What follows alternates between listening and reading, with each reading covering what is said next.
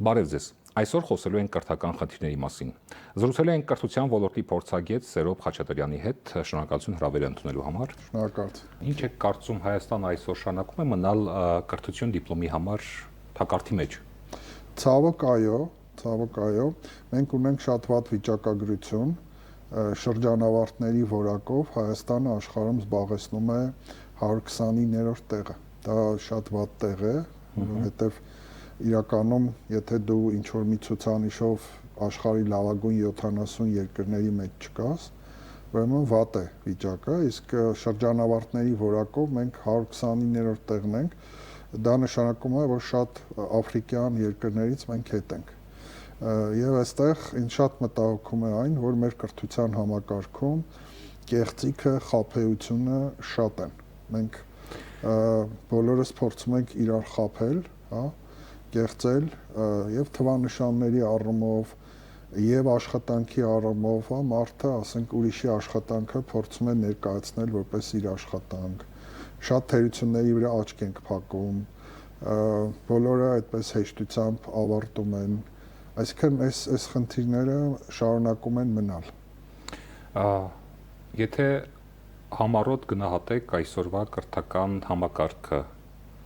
ինչ կարող եք ասել։ Խնդիրների հիմնական պատճառը արմատը ավելի ճիշտ, այսպես ասենք, կառավարման մեջ է, բովանդակության մեջ է, թե այլ բանի մեջ։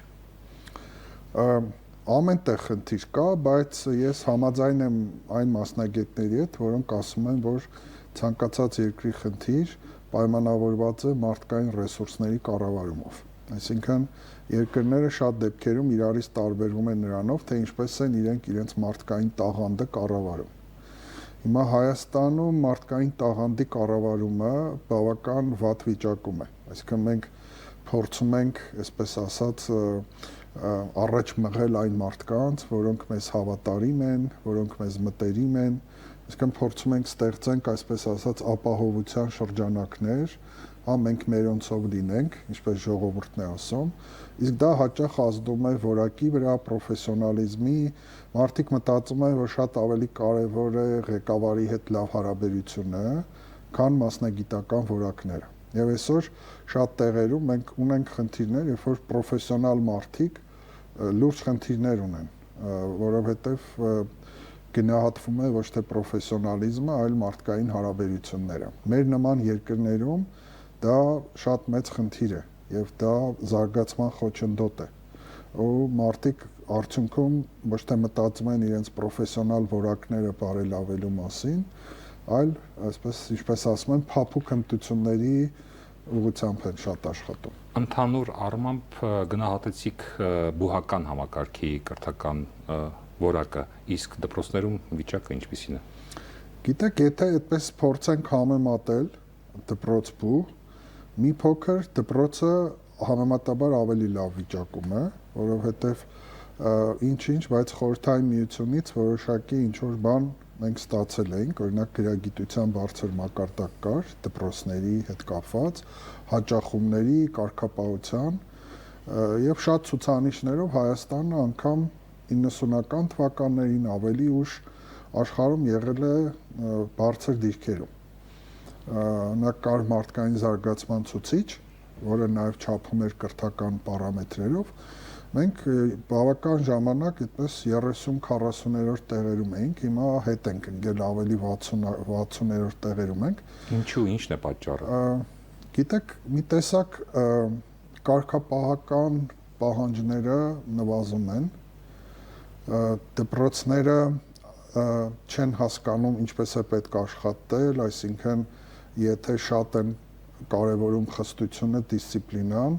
որոշ ծնողների հետ խնդիրներ են առաջանում, որտեվ հիմա կա նաև այդ տենդենսը, որ պետք է երեխաներին ազատություններ տալ։ Մյուս կողմից էլ այն դպրոցները, որոնք երբեմն շատ չափից ավել ազատություն են տալիս, այնտեղ էլ ի հայտ են գալիս դիսցիպլինայի արդյունքների հետ խնդիրներ։ Այսինքն կարելի է ենթադրել, որ ազատության սահմանը դեռ չենք հստակեցրել, չգիտենք որտեղ է սկսվում եւ որտեղ ավարտվում։ Հայաստանի ամենամեծ խնդիրներից մեկը գիտեք որն է, որ մենք տարիներ շարունակ փորձել ենք դրսից բարեփոխումներ ներկրել։ Բարեփոխումը չպետք է ներկրել, որովհետև Բարեփոխումը մի բան է, որ դու ինքը պետք է աճեցնես, գտնես քո երկրի հարմար ինչ-որ բան, հա, երբ որ հիմա մենք նայում ենք լուրջ գրականություն, ոչ թե այսպես ինչ-որ պոպուլյար բուլվարային խորքային գիտական գրքերը, երբ որ նայում ենք, կա շատ լուրջ թեզ, որ պետք չի կրկնօրինակել այս կամ այն երկրի կրթական համակարգը։ Դա անընդունելի է, եւ դա ասում են այն մարդիկ, օրինակ ֆինլանդացիները, հա, որոնց կրթական համակարգը բավական լավն է, բայց ֆինլանդացիները ասում են կրթության ռեֆորմը ինքը շատ վատ զբոսաշրջիկ է։ Այսինքն կրթության ռեֆորմը չի կարող գնալ մեկ այլ երկիր։ Ինչու՞, որտեղ ամեն երկիր ունի իր մշակույթը, իր առանձնահատկությունները, իր սպეციფიկ խնդիրները։ Այսինքն մենք Հայաստանում սա չենք անում, չենք մշակում այն ռեֆորմը, որը մեզ է պետք։ Ես հիշում եմ ժամանակին կրթության նախարարությունը ռազմավարության լավ անուն էր մտածել, որը չանցավ, որը կոչվում էր կրթություն, որը մեզ պետք է։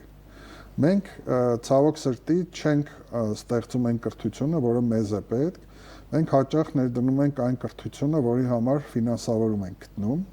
որի համար կան դոնորներ, օգնողներ, աջակցողներ,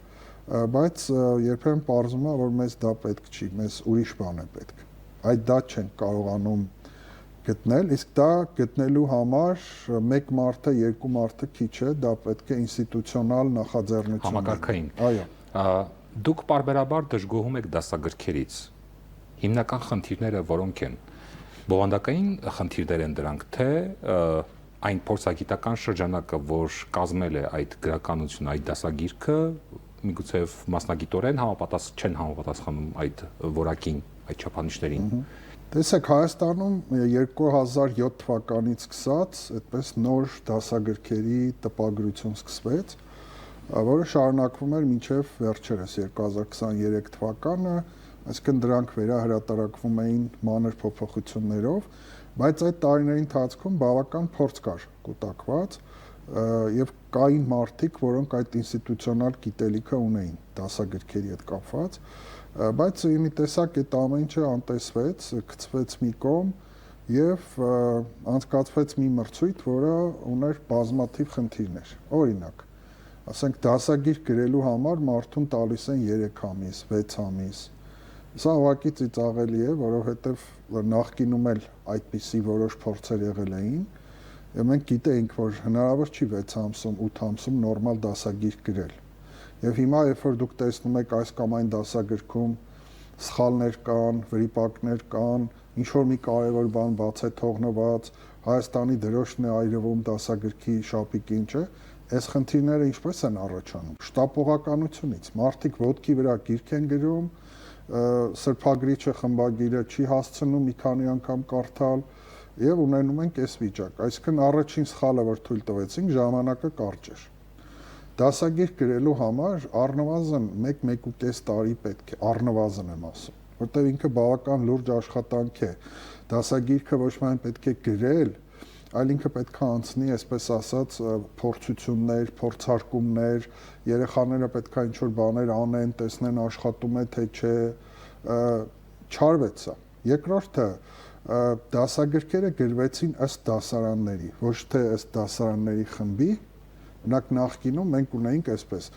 դա հայտարարում էր դասագիրք, մրցույթ 7-ից 9-րդ դասարանի հանրահաշվի գրքի համար։ Եվ ով շահում էր, ինքը գրում էր 7-ից 9 գրում էր։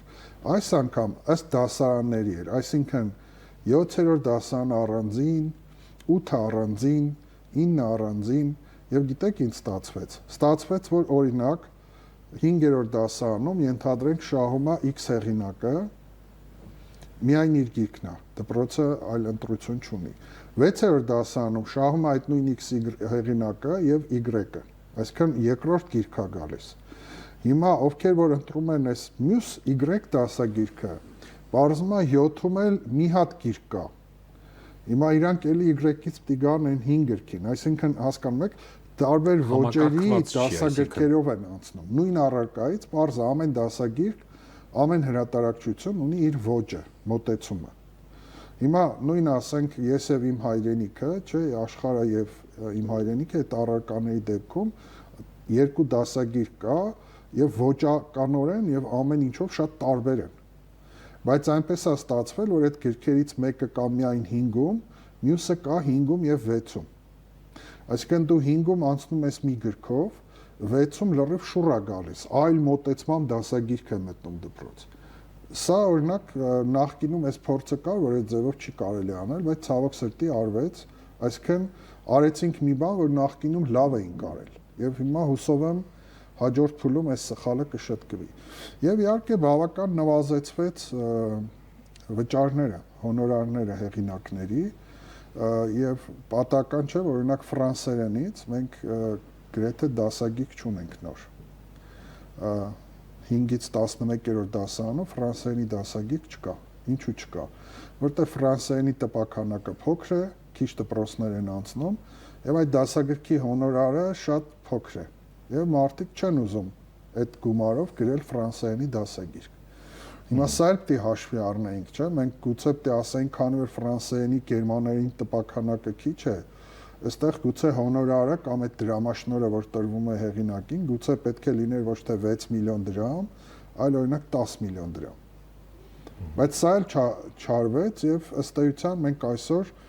արդեն 3 տարի է բազմաթիվ առարկաներից դասագրքեր չկան։ Օրինակ մենք այսօր ավագ դպրոցում ոչ 10-ում, ոչ 11-ում չունենք Հայաստանի պատմության, հա, նախկին Հայաստանի, հիմա հայոց է կոչվում, հակառակը։ Հայաստանի։ Հա, Հայաստանի։ Չունենք դասագիրք։ Երեխաները անցնում են ինչ որ էլեկտրոնային նյութերով։ Հիմա մի մասը տպած են, մի մասը հեռախոսի մեջ են, որտեղ չեն ուզում տպել, այսինքն պատկերացնում եք, երեխան Հայաստանի պատմություն, հայոց պատմություն սովորում է հեռախոսով։ Մյուս կողմից ասում են չի կարելի գումար հավաքել, որ այդ նյութերը տպել, բայց ով պետք է այդ դեպքում տպի, դպրոցը այդքան բյուջե չունի։ Եվ նաև 11-րդ դասարանը, չէ, մյուս տարի արդեն պետք է բուխ դիմի։ Եվ այս պահի դրությամբ նույնիսկ հայտնի էլ չի, որ եթե դասագիր չկա, այդ ընդունելության քննությունները ինչ նյութերի վրա է լինելու, սա էլ է անորոշ։ Եվ նաև գիտեք, ասենք ավագ դպրոցում առանց այդ էլ դժվար է աշխատելը։ Հիմա պատկերացեք, ունենք մի վիճակ, որ դասագիրք էլ չկա, եւ դա ավելի անլրջացնում վիճակը։ Դուք կարծում եք, որ էլեկտրոնային տարբերակով գրքերը կրթության համար, կրթվելու համար արդյունավետ չեն։ Ժամանակակից աշխարհում ես որքանով տեղյակ եմ, հատկապես արևմուտքում շատ են կիրառվում էլեկտրոնային դասագրքերը եւ խնդիրը այստեղ ոչ թե էլեկտրոնայինի մեջ է, այլ բովանդակության երևի թե։ Էդ էլ կա, բայց ձեր ասած փորձերը, օրինակ ես ծանոթ եմ Իտալիայի փորձին, որը էլեկտրոնային դասագրքեր փորձարկեց, բայց հետո հրաժարվեցին, որովհետև պարզվեց, որ էլեկտրոնային դասագրքից կարդացածը մնայուն չէ։ Չի յուրացվում։ Այո, անգամ, այո, այսինքն յուրացման աստիճանը ավելի ցածր է։ Նույնիսկ գիտնականներ ասում են, որ երբ որ դու էկրանից ես կարդում, դու չես կարդում, դա ուրիշ տեսակի ֆունկցիա է։ Դու ոնց որ սղալով գնում ես տեքստի վրայով, հա։ Դրա համար հիմա շատ երկրներ հետ հրաժարվեցին եւ կա ապացույցներ, որ տպագիր դասագիրքը ավելի արդյունավետ է։ Սա փորձարկվել է, որովհետև այո, եթե հանկարծ պարզվեր, որ էլեկտրոնային դասագրքերը ավելի արդյունավետ են, պատկերացրեք, ինչքան գումար կխնայվեր, չէ, ինչքան բնությունը կխնայվեր դրա արդյունքում, բայց ցավոք սրտի էլեկտրոնային դասագրքերը այսօր արդյունավետ չեն։ Մասնագետների պակասի մասին եք խոսում, բնագիտական առարկաների ուսուցիչների խնդիր կա։ Եթե առաջ մի որոշ ժամանակ մենք այդ խնդիր ունեինք մարզերում հատկապես, այսօր արդեն Երևանում բնագիտական առարկաների մասնագետների պակաս կա։ Բոլոր այն մարդիկ, որոնք այդ ոլորտում ուժեղ են, իրենք դառնում են ծրագրավորողներ, բժիշկներ, օրինակ այն դիմորդները, որոնք կենսաբանությունից, քիմիայից են ուժեղ, իրանք գնում են բժշկական մասնագիտություններով։ Ովքեր մաթեմատիկա, ֆիզիկա, իրանք էլ գնում են ծրագրավորող։ Այսինքն բժշկությունն ու ինֆորմատիկան, ծրագրավորումը, այս ոլորտի տաղանդը խժռում են։ Դրա համար ուսուցչությանը քիչ է մնում։ Մյուս ոլորտներում, օրինակ, եթե վերցնենք հայոց լեզուն, չէ՞, հայոց լեզվի ոլորտում շատ բարձր վճարվող աշխատատեղերը Հայաստանում քիչ են։ Դրա համար եթե մարդը ունի բանասիրական կրթություն, ինքը ուզում է մտնել դպրոց, որտեղ այդ ոլորտում եթե ատեստավորվի էլ կարող է ստանալ քիչ թե շատ նորմալ աշխատավարձ։ Այսինքն կան ոլորտներ, որտեղ աշխատաշուկայի մի մասը տաղանդը խժռում է։ Եվ տակը մարդ չի մնում։ Եթե ամփոփենք այսօրվա զրույցը եւ եթե դուք հնարավորություն ունենայիք 3 քայլ անեիք կրթական բարեփոխումների մեջ, որոնք էին լինելու։ Դե առաջին քայլը, որ ես սկզբում էլ նշեցի, Հայաստանում պետք է ինստիտուցիոնալացված աշխատանքներ այն ուղղությամբ, թե ինչպիսի կրթություն է մեզ պետք, հենց Հայաստանում ապրող մարդկանց, որտեղ դա ամեն երկրի համար սպეციფიկաներ, դա պետքա դուրս բերել։ Երկրորդը պետք է մարդկանց հետ աշխատել։ Մենք այսօր ոլորտում ռեֆորմներ ենք անում առանց մարդկանց համոզելու։ Եթե ուսուցիչը դասախոսը համաձայն չէ ռեֆորմների հետ, դա բերում է լուրջ դիմադրության։ Այսինքն մարդիկ ձայն չեն հանում, իբր համաձայն են ռեֆորմերի հետ, բայց փակում են լսարանի